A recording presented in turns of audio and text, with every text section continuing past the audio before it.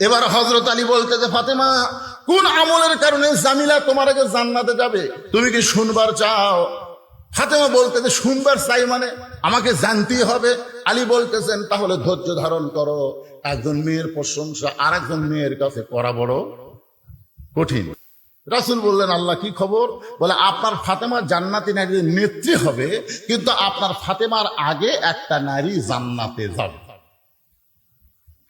যেই বলছে আপনার ফাতেমার আগে একটা নারী জান্নাতে যাবে, সঙ্গে সঙ্গে নবী বলেন আল্লাহ, আমার ফাতেমা পর্দার কারণে জান্নাতের একজন নেত্রী হলো, কিন্তু আমার ফাতেমার আগে যে মেয়েটা জান্নাতে যাবে ওই মেয়েটার আমল কি? আল্লাহ রাসূলকে আল্লাহ বললেন ওই যে একটা বাড়ি দেখতেছেন, বলে হ্যাঁ। ওই বাড়ির সামনে একটা জঙ্গল দেখা যায়, বলে জি। ওই জঙ্গলের সামনে ছোট্ট একটা ঝুপড়ি ঘর, ওই ঘরটা হলো একটা কাঠুরিয়ার ঘর। ওই কাঠুরার বিবি জামিলাকে আমি আল্লাহ সবার আগে জান্নাত দিয়ে দিব।